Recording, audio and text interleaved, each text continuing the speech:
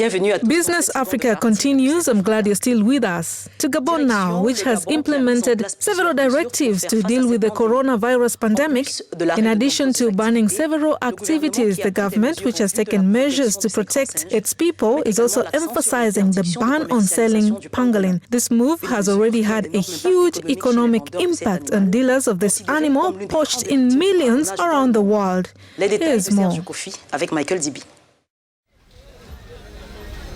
Pangolin sellers and market in Gabon say they have lost their best customers due to unexpected consequence of the coronavirus pandemic sweeping the globe. A pangolin meat consumer says she ate the meat from the age of 5 to 15. According to her, it's a good meat, especially the tail. If pangolin is banned for sale, I will abstain. But we have not yet been banned from consuming pangolin, so I am consuming it without any moderation. Some say they have been eating the meat for a very long time, adding that it has no impact on health, but on the contrary, the most important thing is to eat it fresh. People say that monkeys cause the Ebola virus, but we ate monkeys.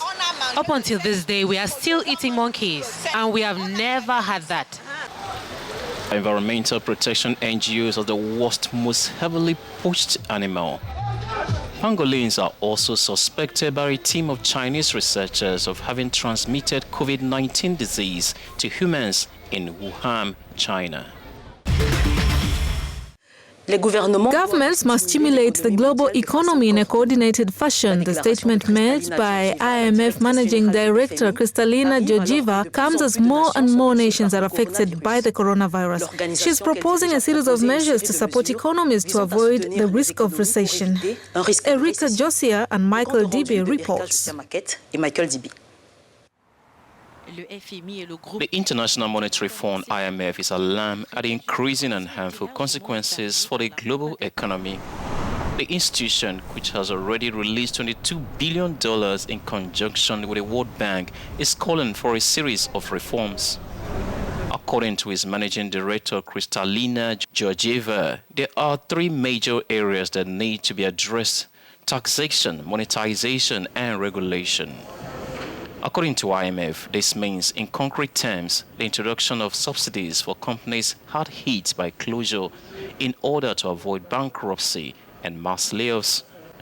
At this level, a generalized fiscal stimulus will help to support aggregate demand. The alert is also a call for support to emerging economies, notably in Africa. Africa could be one of the continents most affected by the pandemic. According to projections by the United Nations Economic Commission for Africa, the continent's economic growth is likely to fall from 3.2% to 1.8% by the end of 2020. Moreover, the continent is likely to lose almost half of its gross domestic product due solely to the microeconomic effects observed. This could include destruction of global supply chains, tourism, and slowdown in foreign direct investment, remittances, and oil prices.